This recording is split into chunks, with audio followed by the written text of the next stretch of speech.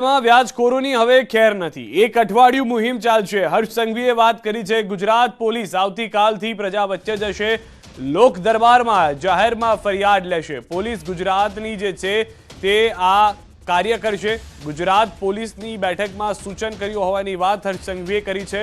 Police જાતે જઈ નાગરિકોની ફરિયાદ લેશે। નાગરિકોની મદદ કરવા પોલીસને સૂચના આપી દેવામાં આવી છે। હવે નાગરિકોએ ફરિયાદ આપવા પોલીસ સ્ટેશન નહીં જવું પડે, પરંતુ ખુદ પોલીસ જઈ અને નાગરિકો પાસેથી ફરિયાદ લેશે। એક અઠવાડિયા માટેની આ ખાસ મુહિમ ચલાવવામાં આવી છે કે જેમાં વ્યાજખોરો કે જેઓ ગેરકાયદેસર રીતે ઊંચા પ્રમાણમાં વ્યાજ લઈ રહ્યા છે તેઓને સીધા કરવામાં આવશે।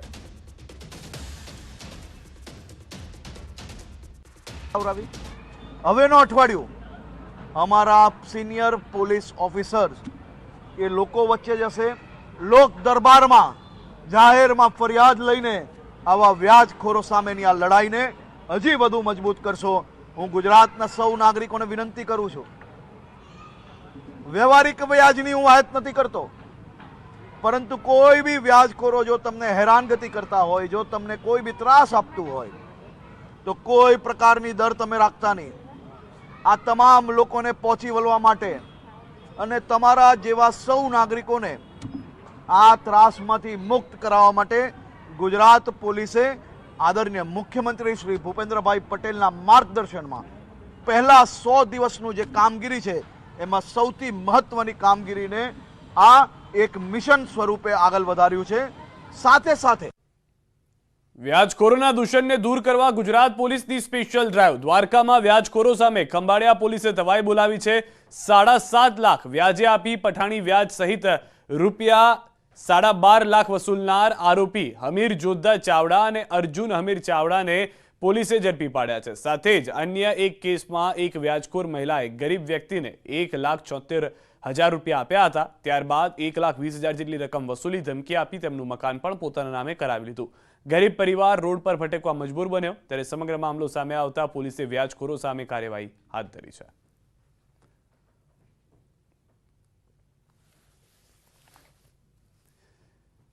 નવસારીમાં નજીવી રકમ ધીરીને વ્યાજના નામે હજારો પડાવનાર વ્યાજખોર પકડાયો છે। રાજ્યમાં વ્યાજખોરો વિરુદ્ધ ચાલતી સ્પેશિયલ ડ્રાઈવમાં નવસારીમાં પ્રથમ કેસ નોંધાયો। નવસારીના એક નાના વેપારીને આરોપી અશ્વિન પુરોહિતે રોજના 5%ના 3,000 રૂપિયા વ્યાજે આપ્યા હતા, જેની વસૂલીમાં 3,000 સામે અત્યાર સુધીમાં 81,750 રૂપિયા પડાવ્યા। તેમ છતાં મુદ્દલ બાકી વેપારીએ અત્યાર સુધીમાં કુલ 18,000 વ્યાજે લીધા અને જેની સામે 90,650 ચૂકવ્યા। વેપારીએ વ્યાજ ભરવામાં મોડું કરતા અશ્વિન અને તેની પત્ની ધાકધમકી આપતા જેની વિરુદ્ધમાં ફરિયાદ નોંધાતા નવસારી એલસીબીએ આરોપી અશ્વિન પુરોહિતની ધરપકડ કરી, જ્યારે તેની પત્ની જ્યોતિ વોન્ટેડ છે, જેને પકડી પાડવા પોલીસે તપાસ હાથ ધરી છે।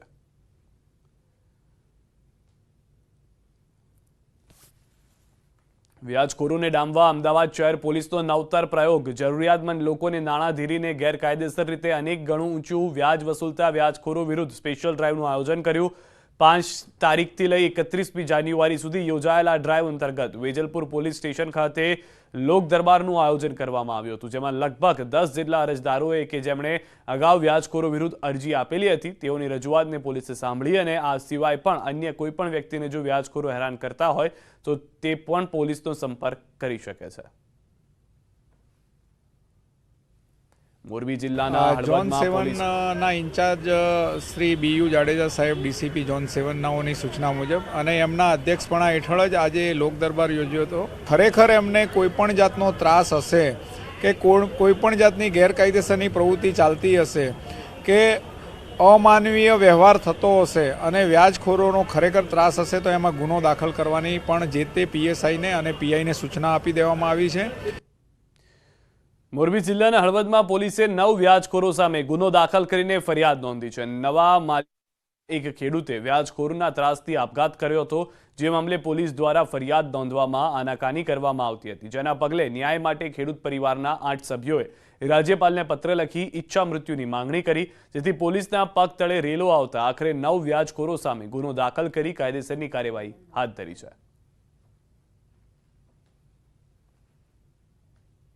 જયંતિભાઈ જીવણભાઈ પરવાર દલવાડી નાઓએ ટ્રેક્ટરની ટ્રોલીના વ્હીલ નીચે પડતું મૂકી પોતાનું જીવન ટૂંકાવેલ હતું। જાનથી મારી નાખવાની ધમકી આપી અને પૈસા ઉઘરાવે છે તેવી લખાણ હોય જે ચિઠ્ઠી FSL દ્વારા ખરાઈ કરાવી, જે કે અમે IPC ધારા 306, 502 મુજબ ગુનો દાખલ કરી આગળની તપાસ હળવદ પોસ્ટના પોસ્ટર શ્રી KN જેઠવા નાઓ સંભાળી રહેલ છે.